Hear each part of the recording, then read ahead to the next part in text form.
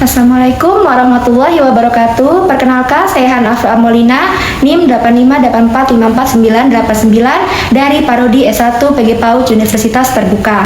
Pada kesempatan ini, saya akan mempresentasikan topik dari mata kuliah Filsafat Ilmu tentang pilar-pilar pendidikan dan relevasinya di era digital dan isu kontemporer pilar pendidikan nasional menurut Ki Hajar Dewantara. Pembahasan pertama, makna pilar dalam pendidikan. Secara etimologis, kata pilar berasal dari bahasa Latin pila, yang berarti tiang penyangga. Dalam konteks pendidikan, pilar adalah fondasi yang menopang seluruh sistem pendidikan agar berdiri kokoh, bermakna, dan berkelanjutan.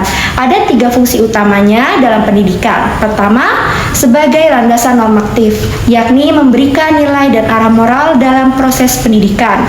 Kedua, sebagai kerangka struktural, menyusun komponen pendidikan seperti tujuan, isi, dan metode secara terpadu.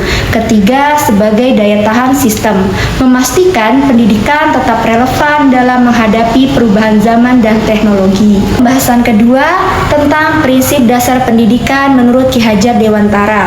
Ki Hajar Dewantara adalah Bapak Pendidikan Nasional Indonesia, pendiri Taman Siswa sekaligus Menteri Pendidikan pertama Republik Indonesia. Beliau merumuskan 3 prinsip dalam pendidikan yang kita kenal sebagai trilogi pendidikan. Pertama, Ingarso Sungo Tulodo, artinya di depan memberi teladan. Seorang pendidik yang berada di depan harus memberi contoh nyata dalam sikap, perilaku, dan karakter. Kedua, Ingmadia Mangun Karso, artinya di tengah membangun semangat. Guru hadir di antara peserta didik, bertugas membangkitkan motivasi, semangat, dan kreativitas berpikir secara mandiri. Ketiga, Tutwuri Handayani, artinya di belakang memberi dorongan. Guru memberikan dukungan dari belakang, membiarkan murid berkembang sesuai potensinya dengan tetap memberikan pengarahan yang bijak. Pembahasan ketiga tentang relevasi dan tantangan penerapan prinsip di era digital. Pertama, dalam pembelajaran daring, prinsip Ingarso Sungo Tulodo mendorong guru tetap hadir secara digital, memberi teladan dan motivasi lewat platform online. Tantangannya, relasi emosional guru dan murid melemah dan interaksi digital meningkat. Kedua, terkait literasi digital, prinsip Tutwuri Handayani mendorong siswa berpikir kritis terhadap informasi yang beredar. Tantangannya, banjir informasi, hoax, menguji kemampuan berpikir secara kritis.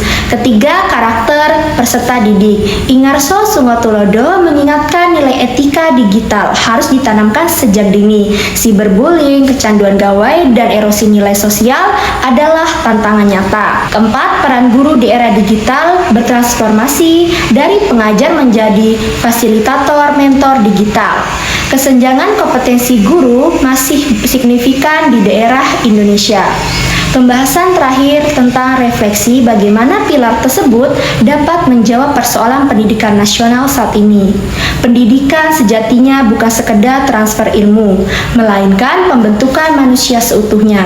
Ada 3 refleksi penting, yaitu pertama, keseimbangan teknologi dan nilai. Pilar Ki Hajar Dewantara mengingatkan bahwa teknologi adalah alat, bukan tujuan. Pendidikan harus berorientasi pada pembangunan karakter yang disebut olah rasa, olah pikir, dan olahraga. Kedua, guru sebagai ahor digital. Di era algoritma dan kecerdasan buatan, guru menjadi jakar moral dan intelektual. Prinsip Ki Hajar Dewantara memberi panduan guru yang dinamis dan adaptif terhadap perubahan. Ketiga, pendidikan yang memanusiakan.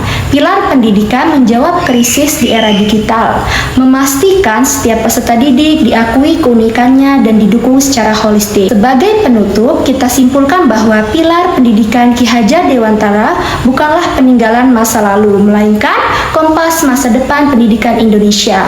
Pilar pendidikan adalah fondasi normatif, struktural, dan ketahanan sistem. Ingarso, Ingmadia, dan Tutwuri Handayani memberi peta peran guru yang holistik dan relevan. Pendidikan nasional membutuhkan pilar yang kuat di tengah arus digitalisasi dan teknologi yang terus berkembang. Demikian presentasi yang dapat saya sampaikan. Semoga pemikiran dari Ki Hajar Dewantara terus menginspirasi kita dalam pendidikan Indonesia yang lebih baik. Sekian, wassalamualaikum warahmatullahi wabarakatuh. Terima kasih.